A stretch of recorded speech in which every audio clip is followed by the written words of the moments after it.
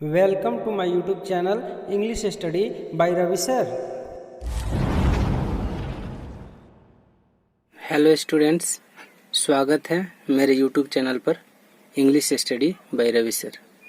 मैं हूं रवि सर और आज के इस वीडियो में हम लोग class 9th Bihar board pros section से लेसन 1 पढ़ने वाले हैं।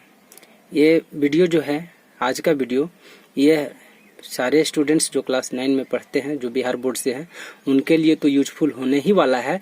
और साथ ही साथ वैसे लोग जो 9-10 में जो इंग्लिश पढ़ाते हैं, उनके लिए भी यह वीडियो काफ़ी यूजफुल होने वाला है।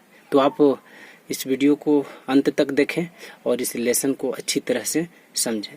तो बिना समय गंवाए हम लोग वापस आते हैं लेसन 1 पे। सबसे पहले लेसन का टाइटल हम लोग जानते हैं, धर्म युद्ध। जैसा कि यहाँ पर लिखा हुआ है धर्म युद्ध, बट हम लोग इसको पढ़ेंगे धर्म युद्ध। ये लेसन जो है अर्जुन देव चरण के द्वारा लिखा गया है। इसके राइटर हैं अर्जुन देव चरण। तो सबसे पहले ये जो आप फोटो में देख रहे हैं, ये अर्जुन देव चरण का ही फोटो है। तो सबसे पहले हम लोग इनके बारे में जान लेते हैं। Arjun Dev Charan a teacher by profession. Arjun Dev Charan जो है वो प्रोफेशन से यानी पेशे से क्या है, एक शिक्षक हैं।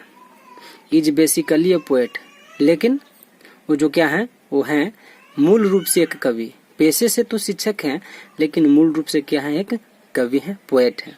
हिज प्लेज, उनके जो नाटक हैं, अपीयर, ऐसा प्रतीत होते हैं, लाइक एन एक्सटेंशन, बिल्कुल ऐसा लगता है कि एक्सटेंशन है, विस्तार है, ऑफ हिज पोएट्री, उनके काव्य का। यानी कि उनके जितने भी लेख हैं, जितने भी प्लेज हैं, जितने भी नाटक हैं, उनमें भी ऐसा लगता है कि मानो उनके काव्य का एक विस्तार है, एक्सटेंशन है। द पोएट इन हिम, यानी उनके अंदर का जो कवि है, सोज थ्रू हिज शॉर्ट, जो दिखता है वे अपने अंदर के कवि को दिखाते हैं। कैसे?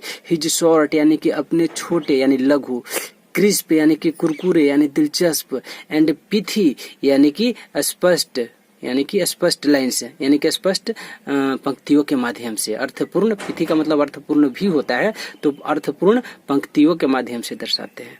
एंड द सॉन्ग, और वह संगीत, ऑफ द कोरस, जो कि समूह गान में जो गाया जा सकता है, इन हिज प्लेज, उनके नाटकों में। कहना है कि उन्होंने जो भी जो कविताएं लिखी हैं, ऐसा लगता है कि मानो एकदम से छोटी हो, लघु हो, दिलचस्प हो और अर्थपूर्ण हो। और उनके द्वारा लिखे गए कोरस यानी समूह गान भी काफी अच्छे हैं। His first book of Rajasthani plays, यानी कि उनकी पहली पुस्तक, his first book of Rajasthani plays, जो कि राजस्थानी नाटकों का संग्रह था, published in the late 70th, वह 17वीं शताब्दी के अंत में पब्लिश हुआ, प्रकाशित हुआ। वाज रिसीव्ड, जिसको प्राप्त किया गया, rather indifferently in the Rajasthani literary circle, मतलब अपेक्षाकृत जो है बहुत ही डिफरेंटली तरीके से, मतलब कह सकते हैं कि उदासीनता से उसको रिसीव किया गया। लोगों ने बहुत ज्यादा इंपॉर्टेंस नहीं दिया। In the Rajasthani literary circle यानी राजस्थानी साहित्यिक सर्किल में। टिल दैट टाइम यानी उस समय तक। ड्रामा इन राजस्थानी यानी राजस्थान की जो ड्रामा थे, जो नाटक थे, हैड मेंट, इसका मतलब ये होता था कि इधर सम स्ट्रे वन एक्ट प्लेज, यानी कि एक तरफा प्लेज हुआ करते थे, ऑन सोशल इश्यूज यानी सामाजिक मुद्दे पर, लाइक जैसे विडो रीमैरेज यानी विधवा पुनर्विवाह, डॉरी एटसेट्रा etc। तो यानी कि दो ही तरह के ज्यादा ड्रामा उस समय चलते थे, या तो फिर विधवा पुनर्विवाह, नहीं तो फिर दहेज प्रथा। और द फोक प्लेज, या फिर जो दूसरी जो लोक नाटक थे, बेस्ड ऑन हिस्टोरिकल, जो कि ऐतिहासिक, एंड माइथोलॉजिकल और पौराणिक थीम्स, पृष्ठभूमि पर आधारित होते थे, वही ज्यादा चलते थे। A full length play on a contemporary theme, एक पूरा का पूरा लेंथ यानी कि पूरी की पूरी नाटक, play on a contemporary theme, एक समकालिक पृष्ठभूमि पर। वाज बियॉन्ड कंजेक्चर, जो कि क्या था, कल्पना के परे था। हाउएवर, तो भी फिर भी, अर्जुन से अराइवल यानी कि अर्जुन का जो आगमन हुआ, ऑन द सीन यानी कि दृश्य पर, इज सिग्निफिकेंट, वो महत्वपूर्ण है, not only in terms of dramatic literature, केवल नाटकीय साहित्य में ही नहीं, बल्कि आल्सो ऑफ मॉडर्न थिएटर, यानी कि उनके जो नाटक है मॉडर्न थिएटर में भी चले, आधुनिक सिनेमा घर में भी चले। अर्जुन देव प्लेज इंक्लूड, अर्जुन देव के जो नाटक थे उसमें शामिल था 2 नाटक आजरा, यानी कि फर्स्ट इनका क्रिएशन ये रहा, 2 नाटक आजरा। इसके बाद दूसरा आया ग्वारी एंड संकारियो। इसके बाद तीसरा आया बोल मारी मछली की टोक पानी। इसके बाद फोर्थ एंड फाइनल जो आया इनका नहीं, फोर्थ इसके बाद फिफ्थ आया है, तो फोर्थ आया धर्म युद्धा, एंड फाइनल जो आया मुक्ति गाथा। तो ये सारे के सारे जो ब्लैक डॉटेड आपको वर्ड्स दिख रहे हैं, जो जितने भी दिख रहे हैं, ये सबके सब उनके इंपॉर्टेंट क्रिएशंस थे। धर्म युद्धा यानी धर्म युद्ध is the story of Padma. ये जो स्टोरी है किसकी स्टोरी है, तो पद्मा की स्टोरी है, पद्मा की कहानी है। ये यंग गर्ल, एक युवती, एक युवा लड़की, एडुकेटेड थ्रू, जो कि शिक्षित हुई है स्क्रिप्चर्स, धर्म ग्रंथों या शास्त्रों, like the Ramayana, the Mahabharata etc। यानी कि एक ऐसी युवा लड़की जो रामायण और महाभारत जैसे धर्म शास्त्रों, धर्म ग्रंथों से शिक्षित हुई है। सी फील्स एग्रीव्ड, वह पीड़ित महसूस करती है, एंड एगिटेटेड, और उत्तेजित भी महसूस करती है, बाय द अनचैरिटेबली ऑर्थोडॉक्स, यानी कि उन रूढ़िवादी नीतियों के द्वारा, उस एटीट्यूड, उस रवैया के द्वारा, ऑफ द सोसाइटी, समाज के, टुवर्ड्स वुमेन, जो कि महिलाओं के लिए होता है। सी रिपीटेडली, वह बार बार क्वेश्चंस, प्रश्न करती है, हर पेरेंट्स, अपने माता पिता से, एंड हर टीचर, और अपने शिक्षक से भी यह प्रश्न करती है, about the rights and the identity of a women. वो बार बार पूछती है कि आखिर महिलाओं की राइट क्या, अधिकार क्या, और उनकी पहचान, आइडेंटिटी क्या है।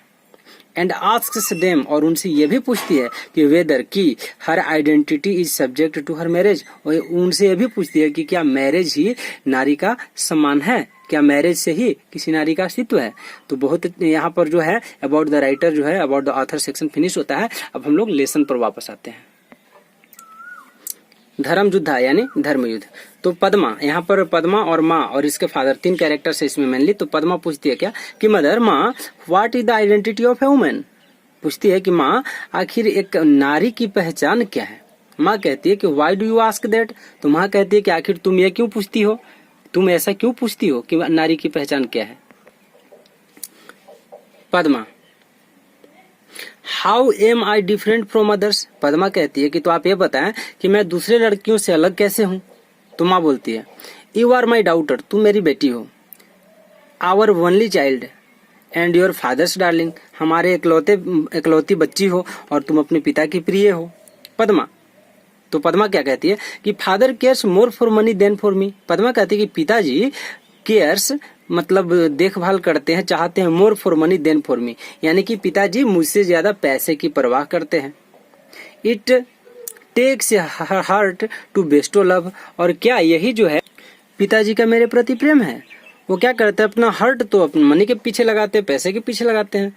तो माँ क्या कहती है, देख लेते हैं। For home does he save, तो माँ कहती है कि आखिर वो किसके लिए सेव करते हैं, किसके लिए पैसे जमा करते हैं। He does all this only for you sake, ये तो सारी चीजें बस तुम्हारे लिए ही करते हैं। You shouldn't think that I have no hurt, मतलब माँ कहती है कि तुम ऐसा मत सोचो कि हमारे पास जो है हमारा हर्ट नहीं है, तुम्हारे लिए मतलब प्रेम नहीं है, ऐसा मत सोचो। पद्मा कहती है, but I didn't say it of you. तो पद्मा कहती है, माँ, मैंने आपके लिए तो ऐसा नहीं कहा। माँ, I am not in any way different from him. तो माँ कहती है कि मैं किसी भी तरह उनसे अलग नहीं हूँ, यानी तुम्हारे पिताजी से अलग नहीं हूँ। My identity is linked with his, तो मेरी पहचान जो है उनसे जुड़ी हुई है। And I cherish the bond, और मैं एक बंधन में बंधी हुई हूँ। इसी बीच क्या होता है, एंटर्स पद्माज फादर, यानी कि पद्मा के पिताजी की यहाँ पर एंट्री होती है, वे भी आ जाते हैं। फादर कहते हैं क्या कि what is this talk about the bond Padma's mother. पिताजी पूछते हैं कि पद्मा की माँ, ये किस बंधन की बात हो रही है। तो माँ कहती है, हियर इज योर फादर, लो तुम्हारे पिताजी आ गए। आस्क हिम, उनसे पूछो, whatever you want to know, तुम जो कुछ भी जानना चाहती हो तुम अपने पिताजी से पूछ लो। तो फादर कहते हैं, व्हाट्स इट माई चाइल्ड, क्या है बेटे, क्या बात है। तो माँ कहती है, she wants to know what is the identity of human. तो माँ कह देती है कि शी वांट्स टू नो, वह जानना चाहती है, यानी पद्मा जानना चाहती है कि what is the identity of human, कि एक नारी की पहचान क्या है। Father, you will know it, तुम इसे जान जाओगे डियर प्रिय, व्हेन यू आर मैरिड, जब तुम्हारा मैरिज हो जाएगा, जब तुम्हारा विवाह हो जाएगा तो तुम स्वतः इस बात को समझ जाओगी। तो पद्मा कहती है कि does marriage lend identity to a women. तो पद्मा कहती है कि क्या मैरिज ही ऐसा एक कारण है जो महिलाओं के लिए एक पहचान है, पहचान को लाता है। तो माँ कहती है, what is a women without a husband. तो माँ बोलती है कि बिना पति का एक नारी क्या है, नारी का अस्तित्व ही क्या है। तो पद्मा कहती है, what if one doesn't get married. तो पद्मा पूछती है कि क्या होता है जब किसी का विवाह नहीं होता है, जब कोई विवाह नहीं करता है या नहीं करती है। तो माँ कहती है why do you ask always ask such senseless questions. तो माँ कहती है कि तुम हमेशा इस तरह का सेंसलेस बेकार से प्रश्न क्यों करती रहती हो। Padma what about a women whose husband is dead. तो पद्मा कहती है कि उस नारी का क्या जिसका पति मर गया हो। तो माँ कहती है life is hello for her. माँ बताती है कि उसका जीवन जो है वो नर्क के समान है, हेल के समान है। तो पद्मा कहती है दैट्स इनजस्टिस, वह तो अन्याय है, बिल्कुल अन्याय है, सरासर अन्याय है। माँ you needn't talk of justice and injustice here. तो माँ कहती है कि तुम्हें यहाँ पर न्याय या अन्याय के बारे में बात करने का कोई हक नहीं है, तुम ये चीजें कहने की कोई आवश्यकता ही नहीं है। तो पद्मा कहती है वाई, क्यों। माँ over here women don't have the right to ask questions. Padma की माँ बताती है कि देखो यहाँ महिलाओं को ढेर सारे प्रश्न पूछने का कोई अधिकार नहीं है। तो पद्मा कहती है what right do they have then. तो पद्मा कहती है कि आखिर तो ठीक है प्रश्न पूछने का अधिकार नहीं है, तो आखिर कौन सा राइट है उनको, कौन सा अधिकार दिया गया है। तो फादर कहते हैं rights are for equal dear. पिताजी कहते हैं कि नहीं बेटा, जो अधिकार है वो सबों के लिए क्या है, इक्वल है, बराबर है। Padma why is home considered a place for bargaining. तो घर को बार्गेनिंग यानी मोल भाव सौदे का घर क्यों समझा जाता है, ऐसा क्यों कंसिडर किया जाता है, विचार किया जाता है इस पर। One student live in such a place. तो किसी को ऐसे जगह पे नहीं रहना चाहिए। Father you will get the same replies to this questions wherever you go. तो पिताजी कहते हैं कि you will get the same replies, तुम यही रिप्लाईज प्राप्त करोगी, यही उत्तर तुम्हें मिलेगा टू दिस क्वेश्चंस, इन प्रश्नों का, वेयर एवर यू गो, तुम जहां भी जाओगी। यानी कि मैरिज के बाद जब तुम जहां जाओगी तो वहां सारे प्रश्न के रिप्लाई, सारे प्रश्न के उत्तर यही मिलेंगे। Padma but the identity of a women is the identity of the human race.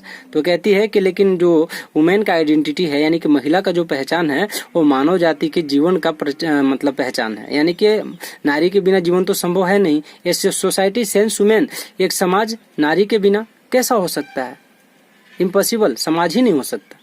Father that's why they say that marriage lends this identity.